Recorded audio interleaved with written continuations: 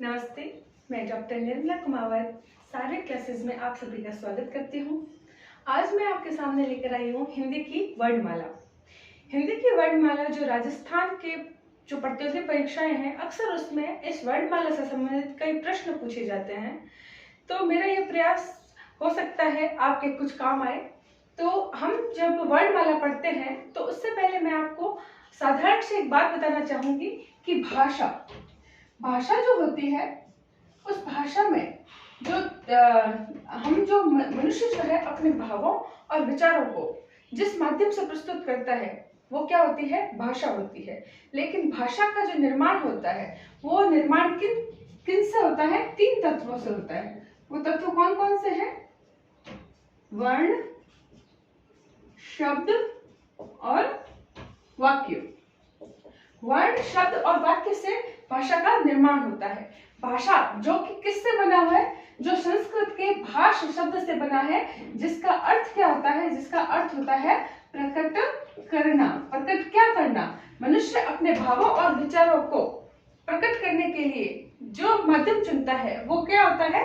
भाषा होता है। और वो भाषा बनती किससे है? वर्णों से, शब्दों से और वाक्यों से। सबसे पहले एक वर्ण जो है, जैसे मैं कहती हूँ क एक वर्ण है, म एक वर्ण है, ल एक वर्ण है। जब मैं इन तीनों को जोड़ दूंगी तो ये क्या बन जाएगा? शब्द बन जाएगा। और जब मैं इसको पूरे एक वाक्य में प्रयोग कर लूंगी तो कमल विद्यालय जाता है, कमल बहुत अच्छा लड़का है। तो इसमें क्या हो गया?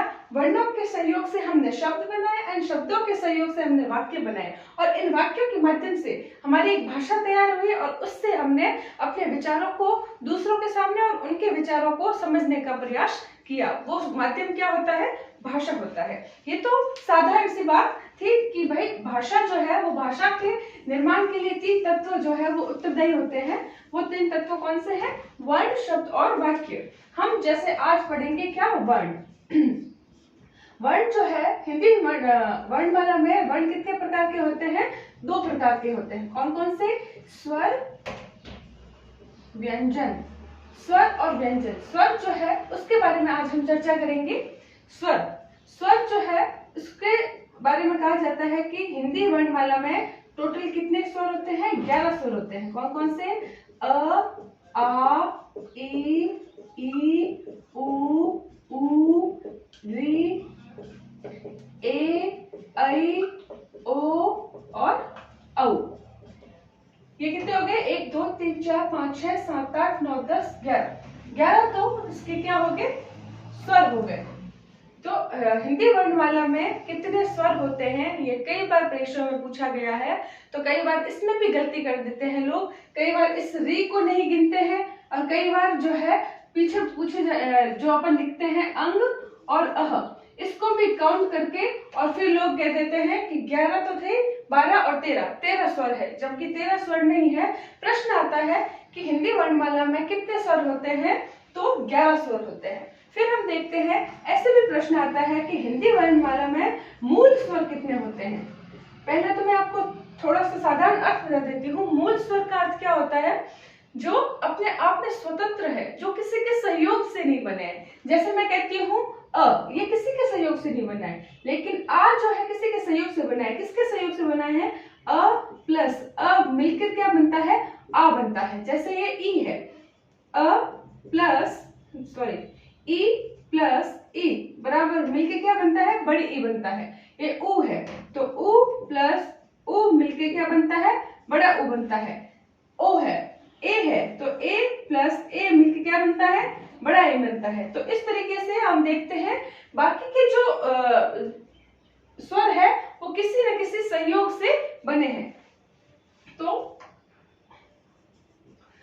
ये तो हो गए संयुक्त स्वर और ये क्या हो गए? मूल स्वर। तो मूल स्वर कौन से हो गए?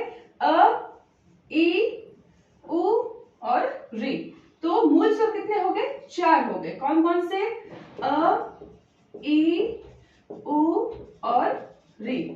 तो ऐसे स्वर जो किसी के सहयोग से नहीं बनते हैं, वो स्वतंत्र रूप से होते हैं, तो वो मूल स्वर कहलाते हैं। वो मूल स्वर हिंदी वर्णमाला में कितने हैं? 4 है। लेकिन प्रश्न आया कि हिंदी वर्णमाला में कुल कितने स्वर है, तो क्या आएगा? 11 आया। अगर ऐसा आ जाए कि हिंदी वर्णमाला में शुद्ध स्वर कितने होते हैं, तो आप कहेंगे शुद्ध स्वर जो होते हैं वो 10 होते हैं। अब आप कहेंगे शुद्ध स्वर 10 कैसे हो गए? तो शुद्ध स्वर का अर्थ है कि ये जो वर्णमाला में जो 11 स्वर दिए गए हैं, इसमें से जो री है, इस ऋषि वाले री को आज जो है वर्तमान समय में क्या हो गया है, इस री को कैसे लिखा जाता है? र प्लस ई बराबर री। जैसे पहले अपन क्या लिखते थे? ऋतु।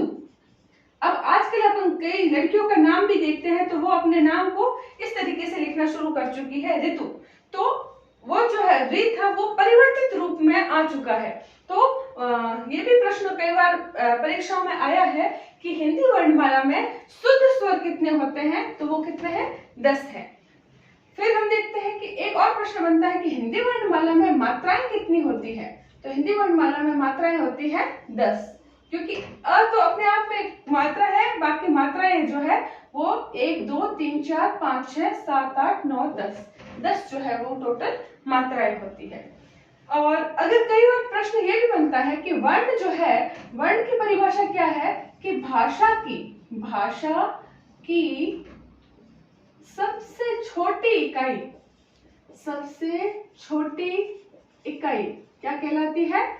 वर्ण कहलाती है।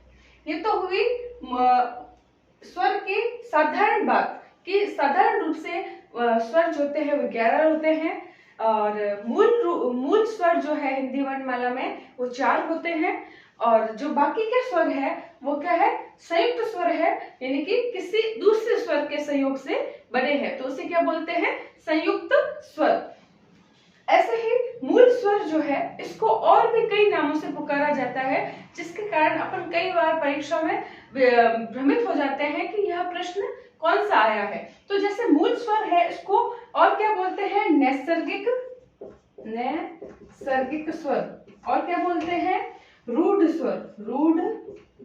स्वर। नैसर्गिक स्वर, रूढ़ स्वर, और क्या बोलते हैं इसको? जड़ स्वर। और क्या बोलते हैं इसे? बीजाक्षर। तो प्रश्न ऐसे आ जाए कि हिंदी वर्णमाला में मूल स्वर कितने होते हैं, या नैसर्गिक स्वर कितने होते हैं, रूढ़ स्वर कितने होते हैं, जड़ स्वर कितने होते हैं, तथा बीजाक्षर स्वर कितने होते हैं, तो हम क्या बोलेंगे? वो 4 है। तो प्रश्न कैसे भी आ सकता है, आपको याद रखना है कि मूल स्वर को ही नैसर्गिक स्वर, रूढ़ स्वर, जड़ स्वर एंड बीजाक्षर स्वर कहते हैं। अब आगे संयुक्त स्वर के मैंने बता दिया कि संयुक्त स्वर जो है वो ये 4 जो है वो क्या हो गए? मूल स्वर हो गए, और पीछे बचे 7 स्वर जो है वो क्या हो गए? संयुक्त स्वर हो गए।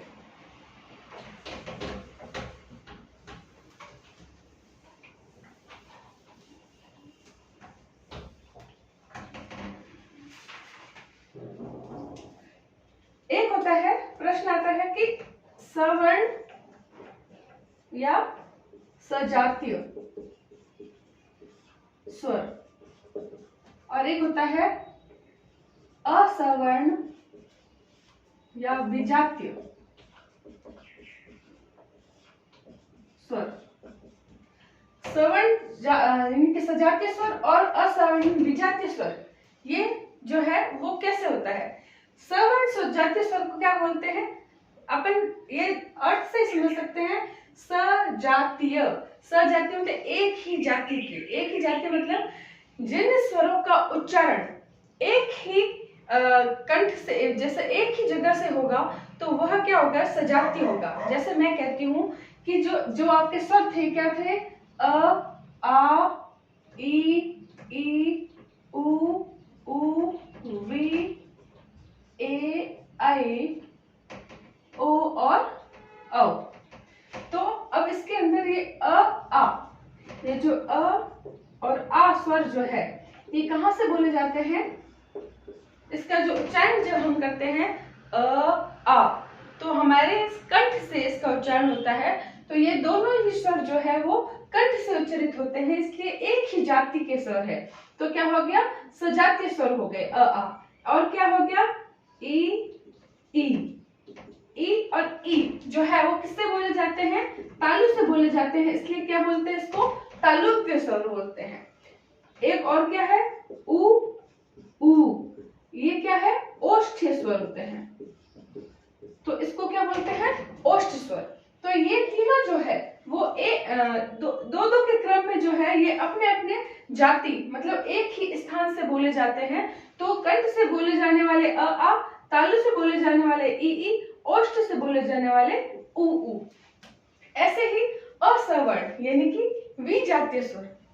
विजातीय स्वर में क्या फर्क हो गया कि जैसे यहाँ पे तो मैंने बताया कि अ और आ के संयोग से अ और आ दोनों ही कहां से बोले जा रहे हैं, कंठ से बोले जा रहे हैं, जिसमें कंठ तालु यानी कि दो अलग अलग जगहों के साथ में प्रयोग से कोई वर्ण बोला जाएगा तो उसे क्या बोलेंगे, विजातीय स्वर। जैसे अब विजातीय स्वर है, अ आ हो चुका है, ई हो चुका है, ऊ हो चुका है, तो हम देखेंगे ए आई ओ औ। तो ए आई को देखेंगे तो अब ए है, ए किसके संयोग से बना है, अ प्लस अ बना है ई, ठीक है। तो अ जो है वो हमने यहाँ देखा था कौन सा है, कंठ, तो कंठ। ई क्या है, ई यहाँ पे है तालु, तो तालु। तो ये ए क्या हो गया, कंठ तालव्य स्वर।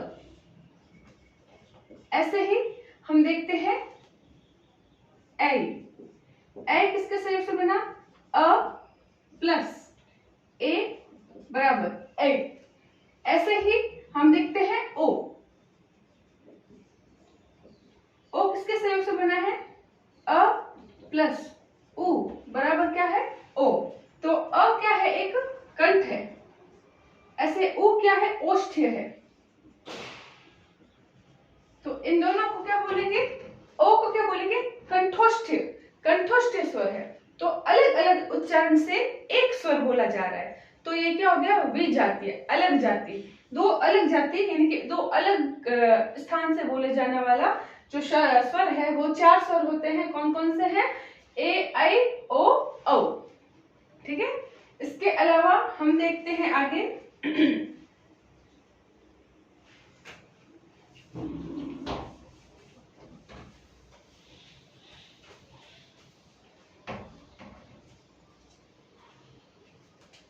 एक जो अब तक मैंने पढ़ाया समझ में आया होगा। मूल स्वर कितने होते हैं, चार होते हैं। मूल स्वरों को नैसर्गिक स्वर भी कहते हैं, रूढ़ स्वर भी कहते हैं, बीजाक्षर स्वर भी कहते हैं। और इसके अतिरिक्त और क्या बताया था कि संयुक्त स्वर कितने होते हैं, 7 होते हैं। चार स्वरों के अतिरिक्त जो स्वर बचे हैं वो क्या होंगे, संयुक्त स्वर होंगे। इसके अतिरिक्त मैंने बताया कि सजातीय और विजातीय दो प्रकार के स्वर है।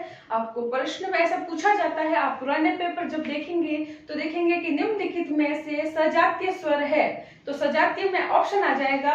मैं कहती हूँ, एक मैं प्रश्न बताती हूँ, निम्नलिखित में से सजातीय स्वर है। ऑप्शन अ है अ ई, ऑप्शन ब है अ ओ, ऑप्शन स है उ उ, ऑप्शन द है इनमें से कोई नहीं। तो इसका आंसर क्या होगा, स। स में क्या है, उ और उ दोनों कहां से बोले जा रहे हैं, ओष्ठ्य।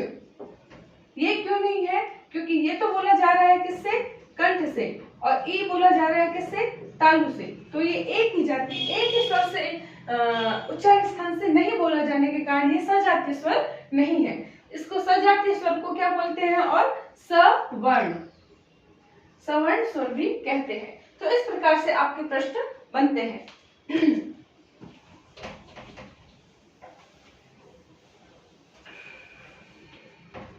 आगे हम बहुत इंपॉर्टेंट देख रहे हैं, एक होता है मुख के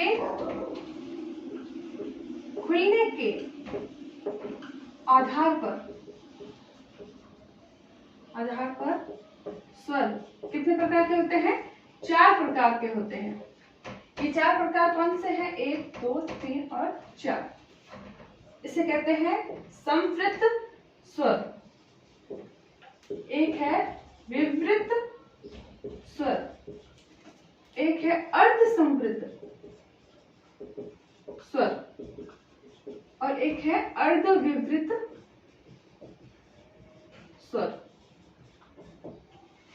तो अब संवृत स्वर, विवृत स्वर, अर्ध संवृत स्वर और अर्ध विवृत स्वर।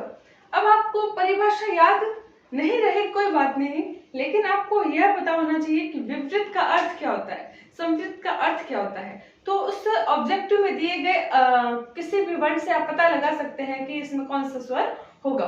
तो अब हम जैसे साधारण अर्थ देखते हैं कि संवृत स्वर जो होता है वो संवृत स्वर कहते किसे हैं? वे स्वर जिसका उच्चारण जब हम करते हैं तो हमारा मुंह जो है वो न के बराबर, बिल्कुल न के बराबर खुलता है, तो वो स्वर क्या कहलाते हैं? संवृत स्वर। अब वैसे स्वर कौन से हैं? आप बोल के देखेंगे, ई, उ, ऊ। तो ये 4 स्वर जो है वो 4 स्वर क्या है? संवृत स्वर है, जिसको बोलते समय या उच्चारित करते समय हमारा जो मुख है वो न के बराबर खुलता है। और जिस वर्ण का, जिस स्वर का उच्चारण करते समय हमारा जो मुख है वो पूरा खुल जाए, तो उस समय जो स्वर होगा वो कौन सा होगा? विवृत स्वर। और ऐसा स्वर जो है वो सिर्फ एक है, वो कौन सा है? आ। आ एक ऐसा स्वर है जिसको बोलते समय हमारा पूरा मुख खुल जाता है, तो उसे क्या बोलते हैं? विवृत स्वर बोलते हैं। अब जैसे अर्ध संवृत, संवृत का अर्थ पता होगा तो अर्ध संवृत समझ जाएंगे। संवृत का अर्थ था कि जिसको बोलते समय न के बराबर हमारा मुख खुले। अर्ध संवृत कि जिसको बोलते समय न से थोड़ा, न के बराबर से थोड़ा ज्यादा जब हमारा मुख खुलता है, तो उसको क्या बोलते हैं? अर्ध संवृत स्वर। अर्ध संवृत स्वर में कौन सा आता है? ए और ओ। ए ओ, ए ओ। और अर्ध विवृत, विवृत में जैसे हमने कहा कि पूरा खुलता है, तो अर्ध विवृत में उस पूरे से थोड़ा कम खुलता हो तो वो स्वर क्या कहलाता है? अर्ध विवृत। तो पीछे जो बचे हुए स्वर हैं वो क्या आएंगे? अर्ध विवृत में आएंगे। कौन से बचे हैं? अ, आई और औ। तो आपको ऐसे भी पूछा जा सकता है कि निम्नलिखित में से विवृत स्वर है तो आ, निम्नलिखित में से संवृत स्वर है तो ई, उ, ऊ। ऐसे ही अर्ध विवृत स्वर है अ, आई, औ। तो आप एक दो बार इस वीडियो को देखेंगे तो आपको ये याद हो जाएंगे।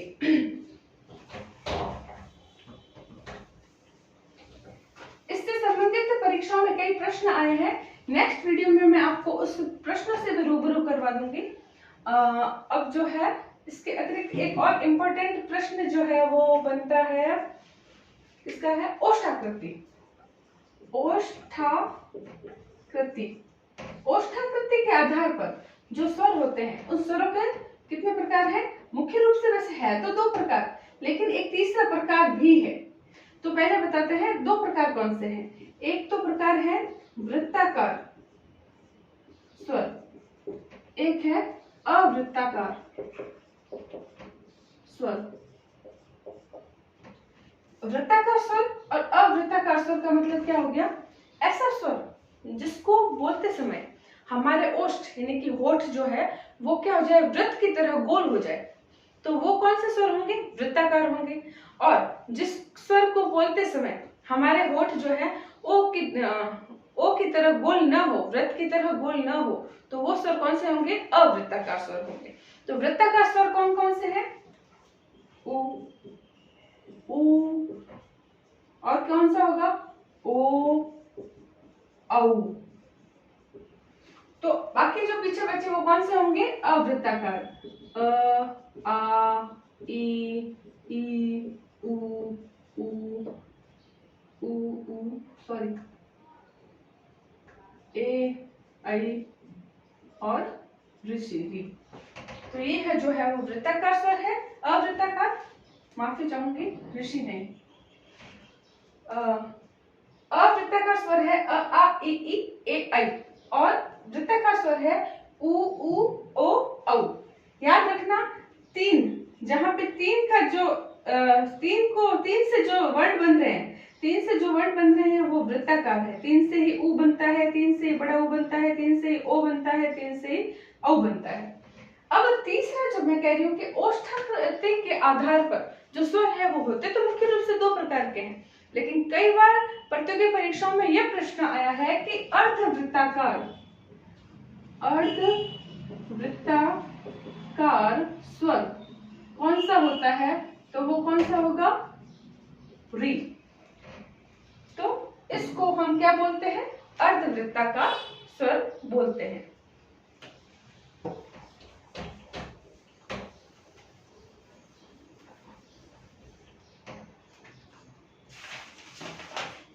इसके अतिरिक्त एक और होता है, ये भी इंपॉर्टेंट है, जिह्वा के आधार पर।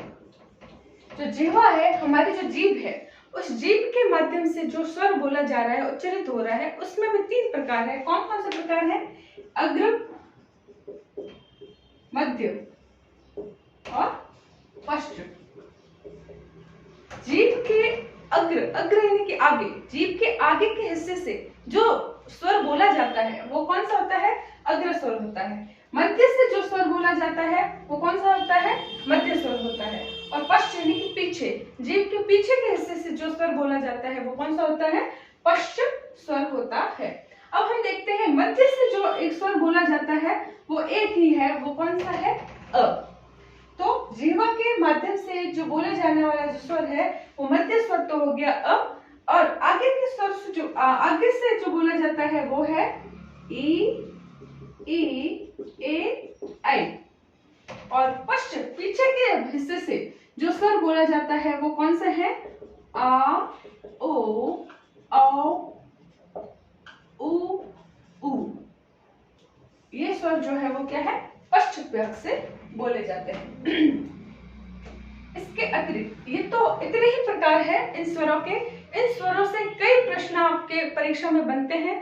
अगर यकीन ना हो तो पुराने प्रश्न पत्रों को निकाल के आप स्वरों से संबंधित आज जो है इसको सॉल्व करके देखना। आपके काफी प्रश्न जो है वो काफी क्या लगभग सभी प्रश्न जो है वो सही होंगे।